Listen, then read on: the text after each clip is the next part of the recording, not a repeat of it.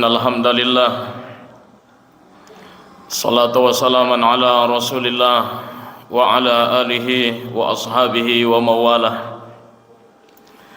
Asyhadu an la ilaha illallah wahdahu la syarikalah wa asyhadu anna Muhammadan abduhu wa rasuluh alladzi la nabiyya ba'dah.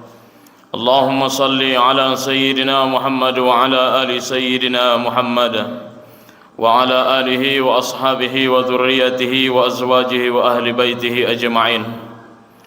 Amma ba'du, fa ya ayyuhal hadirun, usikum wa iyaya binafsi bitaqwallah faqad fazal muttaqun. Ittaqullah haqqa tuqatih wa la tamutunna illa wa antum muslimun. Qala Allah ta'ala fil Qur'anil Karim, wa qada rabbuka alla ta'budu illa iyyahu wa bil walidaini ihsana. Qala an-nabiy sallallahu alaihi wasallam fi kitabil hadis, jaa rajulun ila an-nabiy sallallahu alaihi wasallam qala ya Rasulullah mali in qutiltu fi sabilillah. Qala an-nabiy sallallahu alaihi wasallam lakal jannah. Falamma walla rajulan qala an-nabiy sallallahu alaihi wasallam illa ad-dain. Saudara-saudara sidang Jumat yang dimuliakan oleh Allah, kembali kita bersyukur di hari yang mulia ini. Allah masih memberikan kesehatan, kekuatan dan kesempatan kepada kita semua, sehingga kita masih bisa melangkahkan kaki, mengayunkan tangan menuju masjid yang kita cintai ini dalam rangka menunaikan kewajiban fardu kita, yaitu salat Jumat secara berjamaah. Salawat dan salam ke junjungan alam Nabi besar Muhammad sallallahu alaihi wasallam. Beliau adalah contoh tauladan yang tak tergantikan di sepanjang masa dan zaman. Itulah baginda Nabiuna Muhammad sallallahu alaihi wasallam. Mudah-mudahan esok hari kita duduk bersama beliau di tempat yang mulia di dalam surganya Allah Subhanahu wa taala dengan keberkahan salawat yang kita bacakan di setiap harinya. Allahumma salli ala sayyidina Muhammad wa ala ali sayyidina Muhammad. Saudara-saudara sidang Jumat yang dimuliakan oleh Allah, kami selaku khatib tidak akan pernah bosan mengajak kita semua agar senantiasa meningkatkan iman dan takwa kepada Allah Subhanahu wa taala. Karena hanya bermodal iman dan takwalah insyaallah kita selamat dunia, selamat sampai akhirat nanti. Amin ya rabbal alamin. Saudara-saudara sidang Jumat yang dimuliakan oleh Allah Subhanahu wa taala, ada beberapa perbuatan jika kita bermain-main, jika kita lalai di dalamnya, maka balasan perbuatan ini sangat luar biasa apabila kita lakukan, sampai-sampai dia bisa mengalahkan pahala jihad kita andai kita pernah berjihad di dunia ini. Saudara-saudara sidang Jumat yang dimuliakan oleh Allah, andai ada orang yang berjihad hari ini, mati syahid berjuang dalam agama, pahalanya bisa terhapus. Salah satu penyebabnya adalah bagi orang-orang yang mendurhakai orang tuanya. Di masa Nabi ada seorang pemuda yang sangat sayang dan cinta kepada ibunya. Namun di suatu saat pada masa Rasulullah sallallahu alaihi wasallam terjadilah peperangan, dan pemuda ini ingin berjuang membela Rasulullah, membela agama Islam, dan dia berniat agar terbunuh dalam peperangan ini. Namun dalam kehidupannya dia sedang memelihara, menjaga, mengasihi, menghibur, membahagiakan seorang ibunya. Akhirnya di suatu saat tibalah peperangan, para rombongan Rasulullah telah berangkat. Kemudian laki-laki yang tadi tidak bisa ikut bersama rombongan Nabi, karena saat itu ibunya sedang menangis di saat ia ingin berangkat ke medan perang ini. Gara-gara ia ingin menenangkan ibunya, dia ingin menenteramkan hatinya, akhirnya laki-laki yang tadi terpisah dari rombongan Nabi.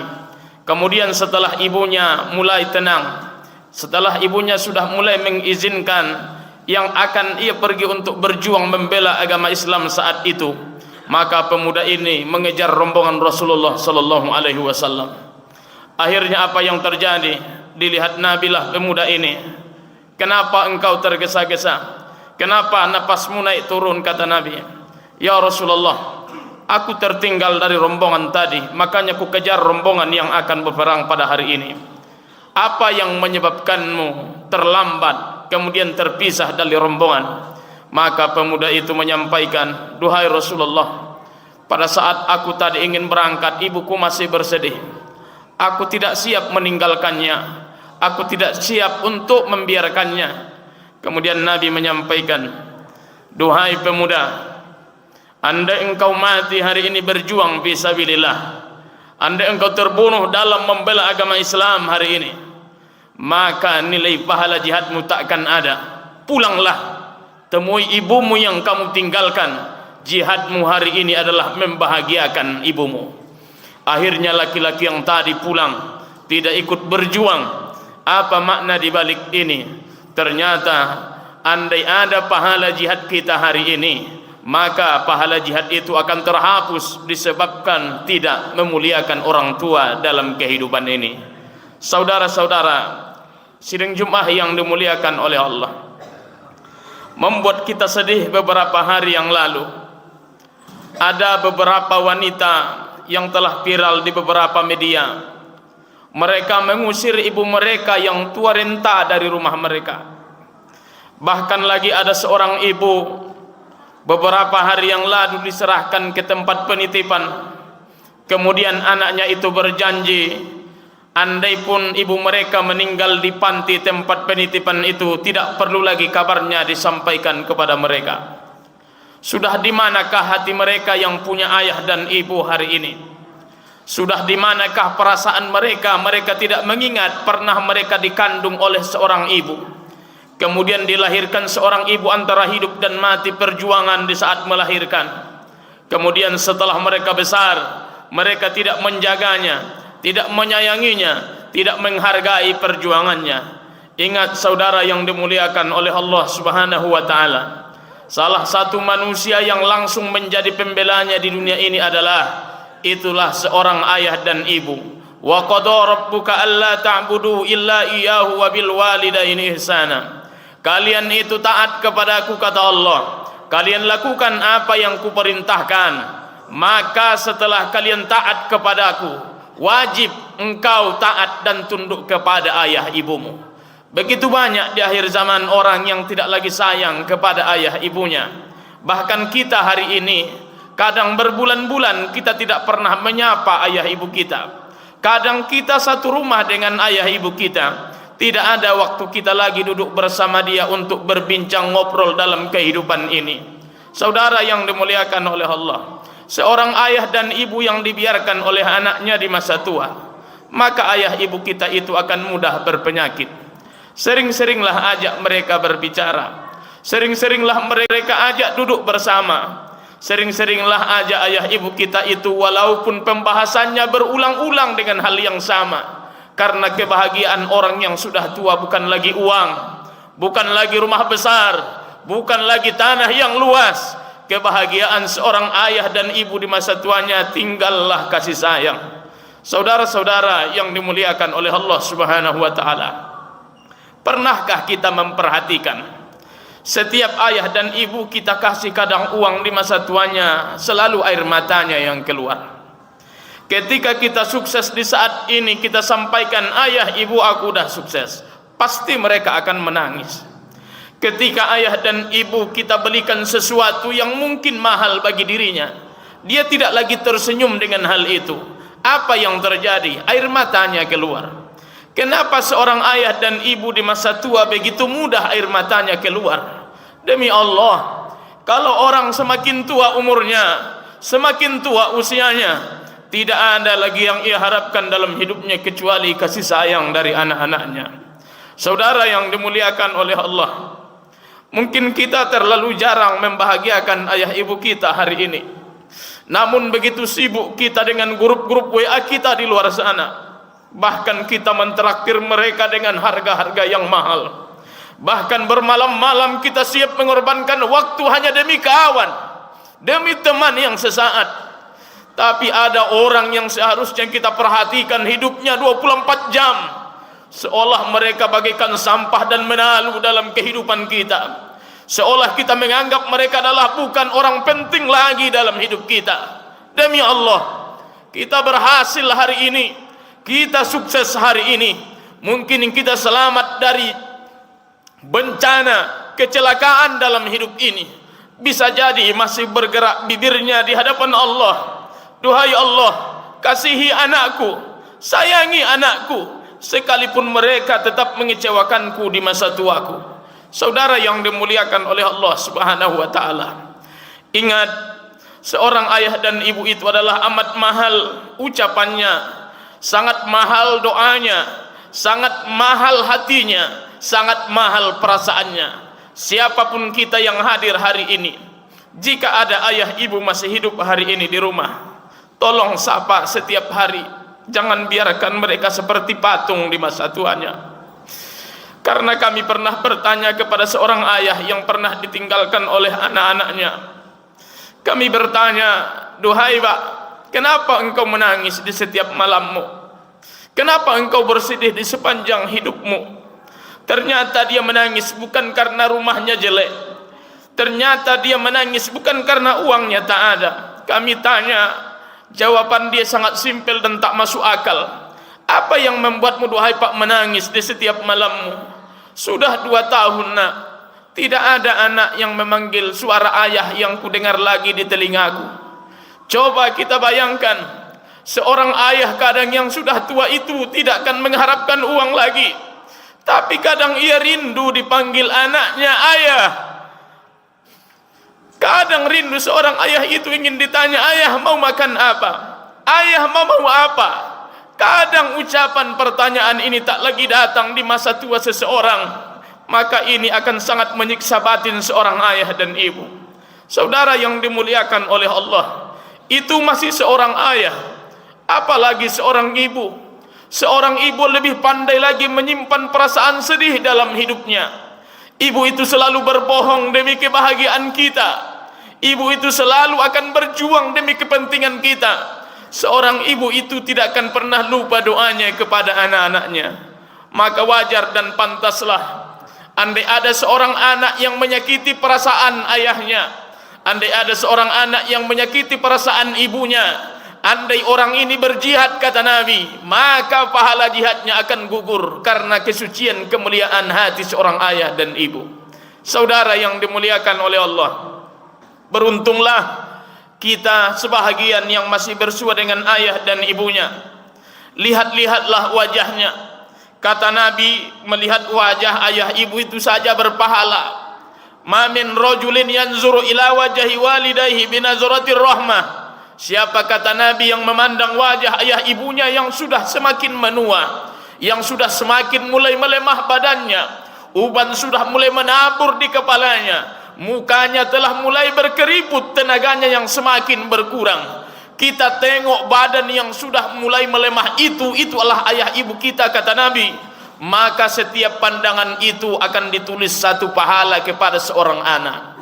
Saudara yang dimuliakan oleh Allah, sungguh kami yang telah kehilangan ayah dan ibu hari ini, maka kami sangat menyesal karena kami terlambat membahagiakannya. Kadang kami terlalu sibuk membahagiakan istri dan anak-anak kami.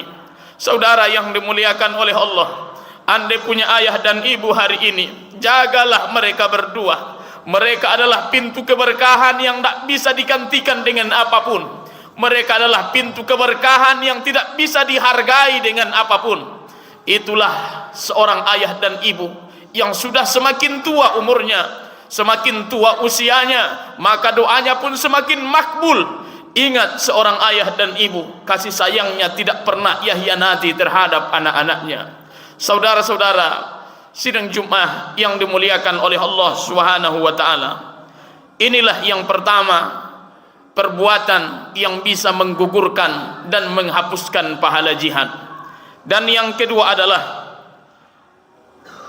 dulu di masa Nabi ada seorang laki-laki yang datang, ya Rasulullah, mali in qutiltu fi sabilillah, andai aku mati ya Rasulullah berjuang fi sabilillah, apa kira-kira bagianku? Maka Nabi menjawab, lakal jannah, bahagianmu adalah surga. Kemudian falamma walla rajulan, laki-laki yang tadi berpaling meninggalkan Nabi, kata para sahabat, Nabi masih melanjutkan hadisnya, illad dain, kecuali dia berhutang. Ternyata adalah yang kedua ini, yang bisa menghapuskan pahala jihad adalah orang yang bermain-main dengan hutangnya. Di dalam agama Islam, berhutang itu tidak haram, dibolehkan selama sesuai dan sanggup untuk mengembalikan. Maka andai ada orang yang berjihad, dia bermain-main dengan hutangnya, ibaratnya adalah ada waktu untuk membayar tapi alihkan kepada yang lain. Sebagai contoh kami sampaikan, andailah kita dihadapkan mana lebih bagus, mengakikah anak atau membayar hutang, maka lebih bagus lagi membayar hutang. Andai ada orang yang mau berhaji dan berumroh, mana yang lebih bagus, bayar hutang atau berumroh? Selesaikan hutang. Karena hutang ini, saudara-saudara Jumat yang dimuliakan oleh Allah Subhanahu wa taala, ini adalah perkara yang sering di akhir zaman diabaikan oleh seseorang. Kita tidak berbicara masalah 50.000 dan 100.000, tapi adalah orang yang memberikan uang itu dulu untuk kita pinjam. Niat mereka salah satunya adalah untuk menolong menghilangkan kesusahan kita. Namun ketika untuk mengembalikan, seolah kita tidak pernah menghargai apa yang telah mereka korbankan untuk kita. Suatu saat Al-Imam Abu Hanifah pernah orang berhutang kepada beliau, sehingga pada waktu pembayaran orang yang berhutang ini tidak datang. Imam Abu Hanifah adalah seorang ulama besar. Ternyata menagih hutang ini dibolehkan dalam agama kita dengan cara-cara yang telah kita sepakati. Akhirnya Imam Abu Hanifah datang, dia mengetok pintu orang yang berhutang ini kepada dirinya. Ibarat kita, beliau mengucapkan salam, assalamualaikum. Ternyata ucapan salam itu tidak ada yang menjawabnya. Ternyata orang yang berhutang ini lagi tidak ada di rumahnya.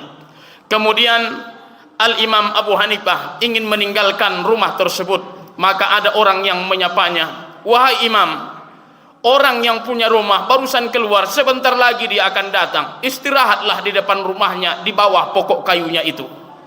Apa yang disampaikan oleh Al-Imam Abu Hanifah? Aku tidak berani mengambil manfaat sedikit pun dari orang yang masih berhutang kepada diriku. Apa maknanya? Andai ada orang yang berhutang kepada kita, tidak boleh dimanfaatkan itu orang untuk kepentingan kita.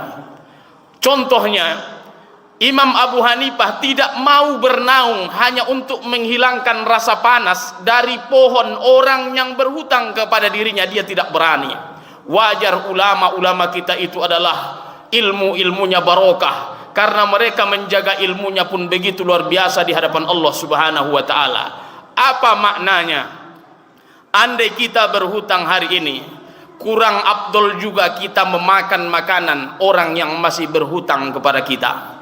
Maka andailah kita mau membuat pesta di dalam keluarga kita, ada uang untuk membiayainya, tapi uang ini bisa digunakan untuk membayar hutang. Wahai saudaraku yang dimuliakan oleh Allah, tinggalkan kepentingan hawa nafsu, dahulukan kewajiban untuk menyelesaikan hutang kita itu.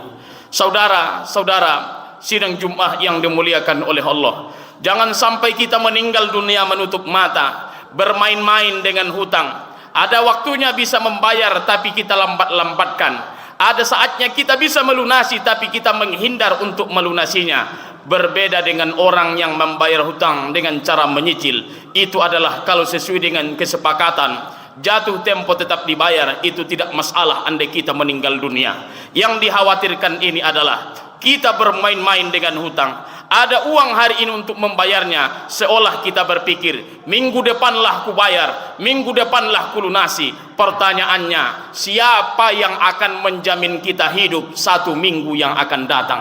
Makanya kata Nabi, siapa yang bermain-main dalam hutangnya di atas dunia, meninggal orangnya, maka ruhnya akan terombang-ambing antara langit dan bumi karena tersiksa disebabkan melalaikan hutang di masa hidupnya. Berbeda dengan orang yang berjuang membayar hutangnya, tiba-tiba ia meninggal dunia di pertengahan jalan karena berusaha, maka kategori ini bukan orang-orang yang lalai terhadap membayar hutangnya. Saudara-saudara sidang Jumat yang dimuliakan oleh Allah, melalui mimbar yang amat singkat ini kami ambil dua kesimpulan. Yang pertama adalah jika ingin bahagia hidup, jangan berkah hidup ini, maka jangan pernah kecewakan dan sakiti hati seorang ayah dan ibu. Dan yang kedua, kalau ingin kesehatan kita bagus, keluarga kita sakinah mawaddah warahmah, urusan kita dipermudah oleh Allah Subhanahu wa taala, jika kita berjuang hari ini untuk membayar hutang, usahakan sesuai perjanjian, lunaskan, selesaikan, insyaallah rezeki kita bertambah barokah. Fa'tabiru ya ulil absar la'allakum turhamun.